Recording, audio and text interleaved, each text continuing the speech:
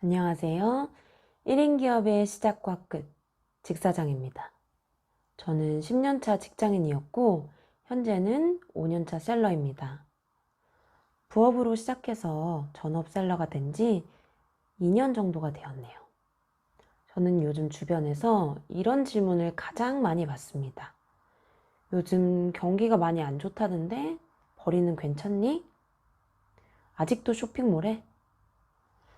직장 그만둔 거 후회는 안 하니? 이런 질문들 말이죠. 아무래도 제가 꽤 안정적인 대기업에 다녔다 보니까 한참 회사에서 쓰임새가 있을 시기에 불안정한 셀러 일을 하는 것에 대한 우려와 걱정에 시선들이 있는 것 같습니다. 그 질문에 대한 대답을 먼저 드리면 저는 제 선택에 후회가 없고 현재는 2명의 직원과 3명의 알바를 고용하는 사장이 되었습니다. 사실 오늘 제가 망한다고 해도 회사를 그만둔 게 딱히 후회되거나 하지는 않을 것 같아요. 왜냐면 제가 직장인이었으면 절대 몰랐을 새로운 세계를 온라인 셀러가 된 이후에 경험하고 또 배웠기 때문이죠. 시각도 많이 달라졌고요. 그럼 도대체 대기업에 다녔다면서 안정적인 직장을 그만두고 왜 셀러가 되었냐? 오늘은 그 이야기를 해보도록 할게요. 여기에는 크게 3가지 이유가 있습니다. 첫 번째로 모든 직장인에게는 끝이 있다는 것입니다. 직장은 내 것이 아니기 때문에 우리 모두는 퇴사를 합니다. 그게 자발적이던 아니면 강제적인 퇴사던 말이죠. 저도 직장을 다니면서 매 정기 인사 때마다 권고사직을 당하고 또 그만두는 선배들을 많이 보았습니다. 그 중에는 미취학 아동의 자녀를 둔 부모분들도 계셨고 또 이 때문에 그만두지 못하겠다고 버티는 선배들도 있었습니다. 결국 준비 없는 퇴사를 맞이했을 때 하게 되는 일은 대부분 소자본으로 할 수 있는 편의점이라던가 치킨집, 음식점 이런 게 주였던 것 같아요. 근데 생각을 해보면 요즘은 음식점을 차리더라도 네이버 플레이스 등록부터 블로그 후기까지 그리고 또 배달의 민족 어플 등록 같은 온라인 기반의 마케팅에 대한 이해도가 없으면 살아남기가 어려운 게 현실입니다. 때문에 저도 나중에 준비 없이 나와서 기술 없이 무언가를 시작하는 것보다는 안정적으로 회사에서 월급을 받고 있을 때 온라인 마케팅이라도 접해놔야지 하는 마음으로 부업을 시작했습니다. 그때부터 블로그, 인스타그램, 유튜브, 그리고 구매대행, 위탁, 사입, 이런 다양한 온라인 기반의 활동들을 접해보았고 부업으로 3년간 셀러 일을 지속해오다가 퇴사를 하게 되었습니다.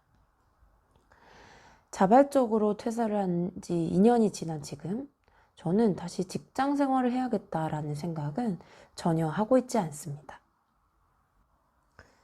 두 번째, 여성 직장인으로서의 한계 때문입니다. 회사에 입사하면서 되게 의아했던 부분 중에 하나가 처음에 입사한 동기들의 남녀 비율은 6대4, 7대3 정도였는데 과차장, 팀장급 이상으로 갈수록 점점 여성의 비율이 급격히 줄어든다는 것이었습니다. 또 치열하게 워킹맘으로 회사 생활을 하던 많은 여성 선배들이 아예 초등학교 입학, 중고등학교 시기를 앞두고 회사를 그만두는 것도 많이 보았습니다. 요즘 아무리 육아휴직이나 정시 출퇴근 제도, 사회가 많이 좋아졌다고는 하지만 육아나 출산, 양육 이런 부분들이 여성의 역할이 많이 필요로 하는 건 사실인 것 같아요.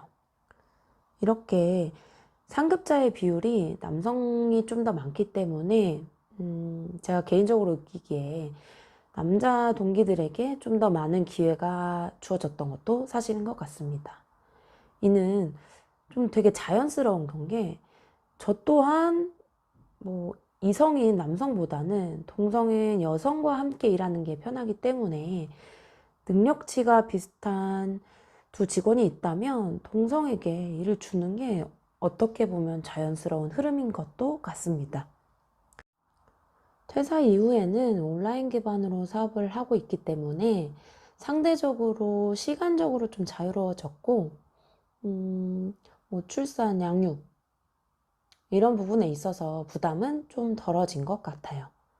그리고 또 여성으로서의 한계도 딱히 느끼고 있지 않습니다. 세 번째는 확장성 때문입니다. 직장인은 보통 매년 받을 수 있는 연봉 테이블이 대부분 정해져 있죠.